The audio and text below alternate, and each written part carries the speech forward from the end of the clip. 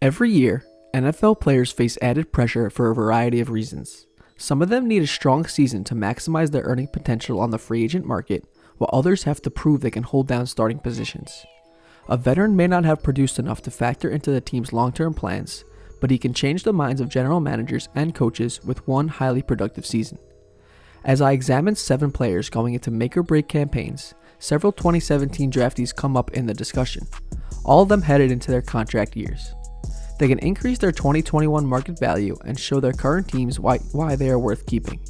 In addition, 2 veterans find themselves at a crossroads in the latter stages of their careers. Number 1 is quarterback Mitchell Trubisky of the Chicago Bears. The Chicago Bears declined Mitchell Trubisky's 5th-year option. This doesn't mean the team will move on from him, but that's a notable decision on the number 2 overall pick from the 2017 draft. After 3 terms, Trubisky could lose his starting job to Nick Foles. Thus far, head coach Matt Nagy thinks the incumbent starter has handled his forthcoming quarterback battle with the right mindset. Trubisky has been really good in the fact that he's taken this head on, he said on Good Morning Football. He's accepted it, he understands it. We're all so competitive, but we're human too. There is a realness to the fact that, okay, you're going to bring somebody else in here and have me compete? Initially it's probably a shock, but then after that it's like, let's go. If Trubisky puts together a solid campaign, the Bears may retain him on a short-term deal. Chicago is on the hook for $21 million in dead cap for the remaining 3 years of Foles' contract, so Trubisky could be on a short lease with a high-priced backup on the roster. Trubisky's 2020 performance could also determine whether he's able to land a starting job with a new team in 2021. Number 2 is quarterback Tyrod Taylor of the Los Angeles Chargers. Tyrod Taylor had a 22-20 record as a starter for the Buffalo Bills and led them to the playoffs during the 2017 season. Still, the AFC East club traded him to the Cleveland Browns for a 3rd-round pick in the following offseason. In Cleveland, Taylor had a chance to hold command of the huddle for a long period with Baker Mayfield, the number 1 overall pick from the 2018 draft, poised to take over at some point. He faces a similar scenario with Justin Herbert, who is this year's number 6 overall selection and projects as the Los Angeles Chargers quarterback of the future. As a 2011 6th-round pick who started in 46 contests through 9 seasons, Taylor will play with a chip on his shoulder. All I can do is show him with the next opportunity that they shouldn't have slept on me, Taylor said. I'm definitely motivated more than ever. I'm motivated because I'm able to show my teammates and my coaches what I'm capable of doing. Going to his age 31 term on the final year of his deal, Taylor has a shot to show the Chargers or another team he's a starting caliber signal caller. While Los Angeles may be inclined to move forward with Herbert beyond the 2020 campaign, the veteran quarterback can extend his pro career in a lead role with another team if he has a strong season. Number 3 is running back Leonard Fournette of the Jacksonville Jaguars. Despite accumulating a career-high 1,674 yards from scrimmage during the 2019 term, Leonard Fournette has an uncertain future with the Jacksonville Jaguars. The Jaguars discussed Fournette in trade talks, though general manager David Caldwell downplayed the nature of those exchanges. There were some minor discussions with that, but nothing substantial throughout the draft or prior to the draft, Caldwell said. I think the mindset is that we're going to go forward with Leonard on the team. I had a good talk with him on Friday. I know Coach Doug Marrone has had some discussion with him. Days after the draft, the Jaguars declined Fournette's 5th-year option.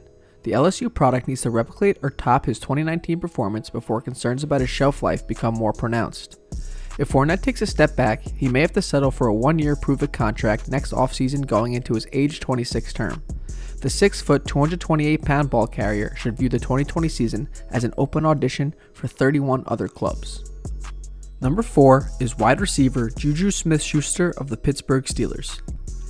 Is JuJu Smith-Schuster a number 1 or number 2 wide receiver? He can answer that question in the upcoming campaign. Through his first 2 seasons, Smith-Schuster had the benefit of lining up across from 4-time All-Pro Antonio Brown, who drew double teams downfield.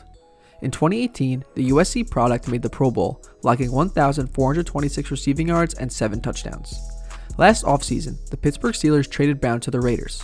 Smith-Schuster talked about the pressure to perform without the elite wide receiver alongside him. It was very important, Smith-Schuster said in August. Obviously, it was all eyes on me. The biggest questions: how are the Steelers going to be without 2 great players that we used to have? Receptions for 552 yards and 3 touchdowns.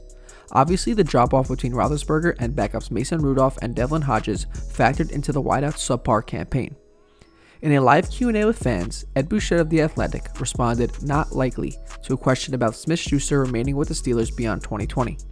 On an expiring contract, the 23-year-old has an opportunity to increase his 2021 market value and command a lucrative deal as one of the top players at his position. Number 5 is defensive end Takkarist McKinley of the Atlanta Falcons. Initially, Takkarist McKinley made a solid impact on the edge, logging 13 sacks through his first 2 seasons, but his production dipped in 2019. McKinley registered 3.5 sacks and 7 tackles for loss as a starter in 13 out of 14 games, which likely factored into the Atlanta Falcons' crucial decision on his contract. The team issued a message that puts the defensive end situation into perspective. We've decided to not move forward with a 5th-year option for Tak, and at this time are taking a wait-and-see approach in terms of future contracts, the team wrote. Tak has shown the ability to produce at a high level, and we look forward to his production in 2020. McKinley could play his way onto Atlanta's 2021 roster, though he'll probably need to top his previous numbers and become a more consistent pass rushing threat. The defensive end made note of the Falcons' decision via Twitter and subsequently deactivated his account. Going into the 2020 term, McKinley needs to focus his energy on a breakout year. If Atlanta doesn't have the financial resources to re-sign him, another team will certainly roll the dice on him because of his draft pedigree. Number 6 is linebacker Jarrad Davis of the Detroit Lions. The Detroit Lions sent out mixed messages about Jarrad Davis' future with the team. Detroit declined to exercise Davis' 5th-year option, but head coach Matt Patricia made a somewhat contradictory statement. I think JD is a cornerstone of what we're trying to do, and he's in those big picture plans of where we're trying to go. Usually teams exercise a young foundational player's 5th-year clause. With that said, Davis has experienced his up and downs. He's a solid downhill thumper with 259 tackles, 18 for loss, and 10 sacks in his career. On the flip side, the 6'1", 245-pound linebacker has been a liability in pass coverage. He allowed a 78.4% completion rate and a 116.6 passer rating when targeted in 2019. With an increasing number of tight ends involved in aerial attacks, Davis will have limited playmaking value until he's able to make an impact in obvious passing scenarios and third downs. The Lions would probably like to see him improve in that area. If he doesn't, they can try to negotiate a lesser deal or move on from him. Number 7 is cornerback Lamarcus Joyner of the Las Vegas Raiders. Lamarcus Joyner had his most impactful season at free safety with the Los Angeles Rams in 2017, logging 9 pass breakups and 3 interceptions. He signed a 4-year, $42 million deal with the Raiders last offseason and moved to the slot cornerback spot. Joyner didn't play up to his new contract, recording just 3 pass breakups and allowing a 69.4% completion rate, 541 yards, and 4 touchdowns in coverage. According to Raiders defensive back coach Jim O'Neill, the team will cross-train Joyner at safety. At least initially, Joyner will have to show improvement in the slot with Jonathan Abram and Demarius Randall set to start at safety. He'll also face some pressure from rookie 4th-rounder Amik Robertson, who will likely play the same position.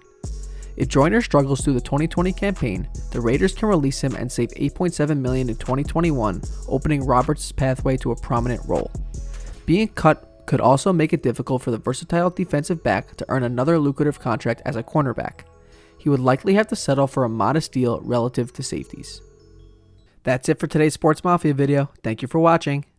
If you would like to see more Sports Mafia content, click the circle subscribe button so you never miss a single video. Thank you for watching.